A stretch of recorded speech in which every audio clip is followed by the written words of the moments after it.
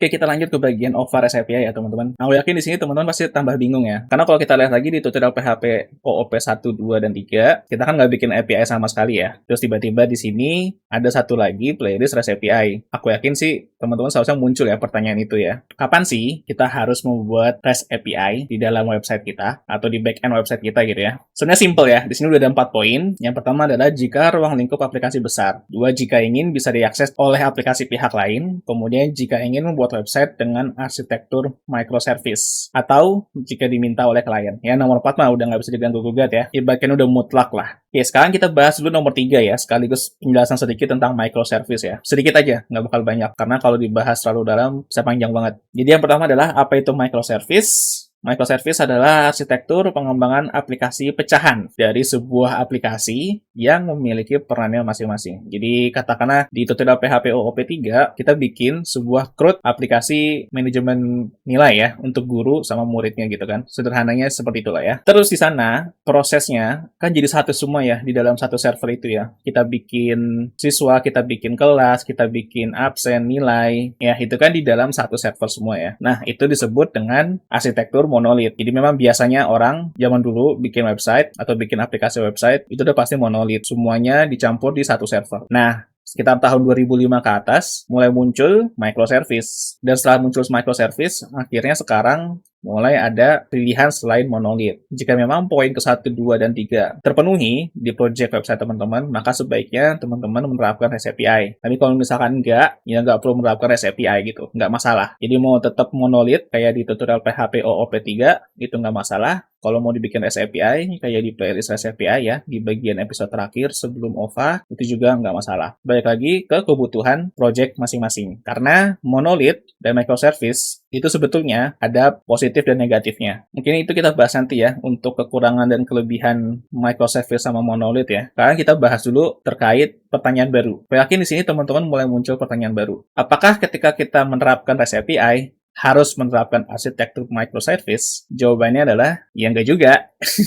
Jadi, nggak harus selalu menggunakan metode REST API di website kita, terus arsitektur website-nya juga harus microservice gitu loh. Nggak harus. Ya, mau tetap monolit juga bisa aja. Jadi seperti ini ya, kurang lebih gambarannya. Ya kayak biasa aja, kayak di tutorial REST API yang episode terakhir, kita kirim request biasa ya, kemudian nanti akan diterima oleh backend, dan nanti akan diproses query-nya ke database. Ya, seperti biasa aja. Ya, itu kalau monolit. Kalau misalkan microservice ya, ketika kita ngirim request, bisa aja request itu nyasar ke server B atau ke server C. Ya, tergantung si programmer itu ngaturnya kemana. Ya, jadi kalau microservice, untuk login aja atau register akun, itu bisa di server berbeda. Itu kalau misalkan saking udah ramenya website tersebut. Ya, contoh kayak Bukalapak, Tokopedia, atau Alibaba Cloud ya, sejenis itu, mereka udah menerapkan microservice. Buktinya, website mereka hampir jarang nge-lag ya. Itu terbukti bahwa setiap prosesnya itu dilakukan di server terpisah ya. Jadi itu yang disebut dengan microservice ya, sebuah pecahan dari sebuah aplikasi, kemudian pecahan tersebut disimpan di server yang berbeda. Jadi prosesnya dilakukan di server yang berbeda, tapi pada akhirnya masih di dalam satu proses aplikasi. Mudah-mudahan teman-teman nangkep nih penjelasannya. Yang jelas, setiap proses yang dilakukan di aplikasi tersebut terpisah-pisah. Mereka punya server sendiri, mereka punya database sendiri. Bahkan kalau lebih ekstrem lagi, mereka punya tim developer sendiri, mereka punya bahasa pemrogramannya yang berbeda juga. Jadi misalkan front end-nya cuma pakai JavaScript, kemudian di server C dia pakai C#,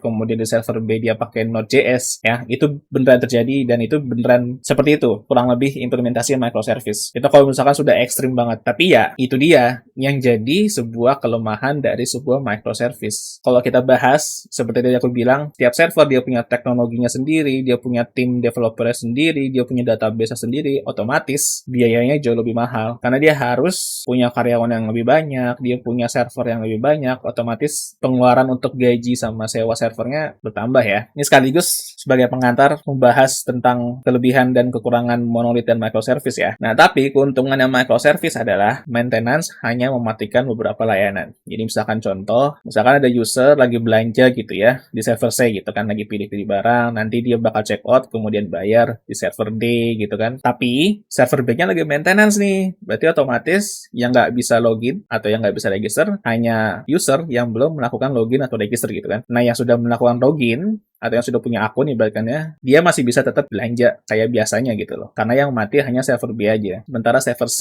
server D, dan server lainnya untuk mengatur service lainnya itu nggak mati. Itu salah satu keuntungan microservice. Kemudian perlu banyak sumber daya manusia ya untuk microservice. Ya tadi udah kita bahas, tapi untuk monolith udah jelas banget ya, nggak perlu banyak sumber daya manusianya. Mungkin 3-4 orang udah cukup lah. Ibaratnya satu tim untuk menghandle satu aplikasi plus satu server ya. Kemudian microservice jauh lebih kompleks ya, karena udah pasti kalau misalkan service-nya berbeda dan teknologinya juga berbeda, mungkin aja repositorinya juga berbeda, dan mungkin juga untuk setup ya pasti caranya berbeda juga, dan intinya sih lebih kompleks lah ya, karena bisa dibilang aplikasinya jadi terpisah-pisah service-nya. Nah, tapi salah satu keuntungan dari microservice adalah prosesnya jauh lebih cepat. Kenapa jauh lebih cepat? Karena setiap service-nya mereka menggunakan resource servernya masing-masing. Jadi katakanlah sebuah website gitu ya, misalkan lagi ada promo apa gitu kan, pasti pengunjungnya ngebludak gitu kan. Tapi karena sudah microservice, prosesnya sudah terpisah-pisah. Meskipun jumlah usernya rame, tapi secara nggak langsung, usernya itu ngakses servernya sudah ditempatkan gitu loh. Jadi misalkan yang lagi belanja ya di server B,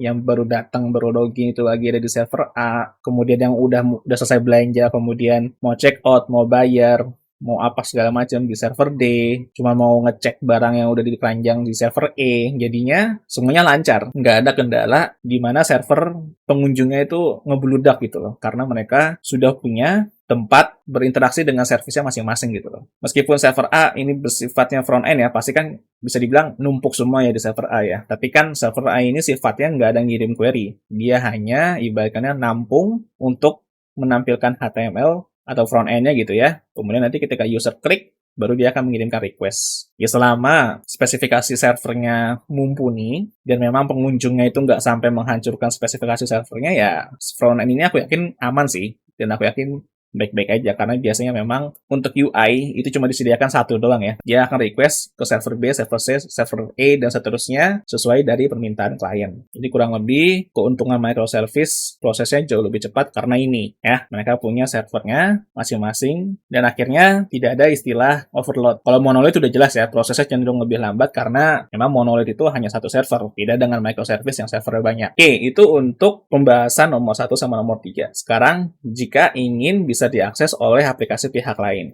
Ya, contoh kasusnya di sini Tokopedia dengan jasa kurir ya, entah JNE atau Pos Indonesia ya. Itu kan sebenarnya mereka nggak satu perusahaan kan, mereka perusahaannya terpisah. Tapi karena mereka mau datanya bisa diakses oleh perusahaan lain, otomatis dibuatkan REST API ya, supaya perusahaan lain bisa mengakses data mereka tanpa harus memberikan autentikasi jauh lebih lanjut tentang database mereka. Nggak mungkin dong kita kasih autentikasi database perusahaan ke perusahaan lain, kan itu bahaya banget ya. Akhirnya dibuatlah REST API. Nah, jadi kurang lebih seperti ini ya. Ini aku ambil contoh kecilnya aja, dan di sini aku menggunakan arsitektur monolith biar nggak terlalu kompleks lah ya. Jadi kurang lebih sebuah sekolahan itu punya server ya. Jadi katakanlah servernya itu bisa ngeliat nilai raport muridnya lewat internet. Tapi developernya nggak mau, atau mungkin kepala sekolahnya nggak mau website internal ya, katakanlah untuk pihak gurunya, mereka punya aplikasi khusus untuk input nilai. Mereka nggak mau siswa atau orang tua bisa akses ke website itu gitu loh. Jadi dia mau eksklusif yang mengolah nilainya si siswa itu guru aja yang bisa akses gitu loh lewat website. Akhirnya kepala sekolah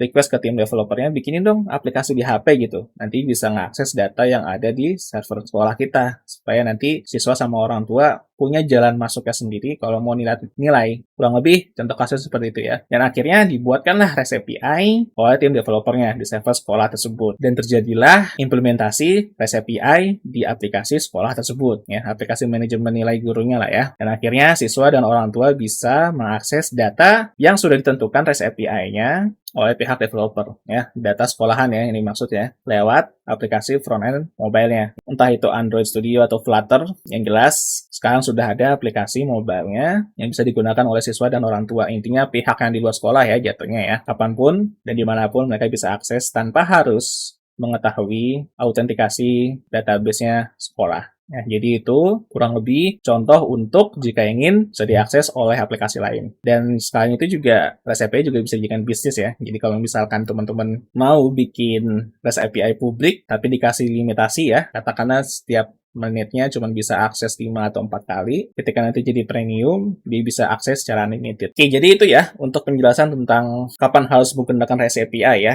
di website kalian ya. Yang jelas di sini kita lebih cenderung membahas tentang arsitektur websitenya karena memang biasanya REST API itu digunakan ketika kita membuat website yang menggunakan arsitektur microservice. Tapi diingat, apakah ketika menerapkan REST API harus menerapkan microservice? Jawabannya enggak juga. Disesuaikan lagi dengan kebutuhan dan kemampuan tim developer teman-teman. Ya, kalau misalkan memang uangnya ada, silakan implementasikan microservice-nya. Kalau memang nggak ada, dibikin monolith. Nanti di masa depan tinggal dipecah aja service-nya ya. Entah mau dijadikan ke bahasa pemrograman lain atau tetap menggunakan bahasa pemrograman yang sama, ya nanti tinggal dipisah aja modul-modulnya, ya kan? Segampang itu kan sebetulnya ya. Ya, dari segi pembicaraan ini ya. Tapi kalau misalkan segi prakteknya sih jujur menerapkan microservice atau migrasi dari monolith ke microservice itu perlu waktu. Jadi itu aja mau disampaikan. Mudah-mudahan teman-teman dapat ya alasan ketika muncul pertanyaan kapan harus menggunakan REST API, kapan harus tidak menggunakan REST API atau menggunakan OOP biasa gitu ya. Kita ketemu lagi ya di OVA lainnya ya.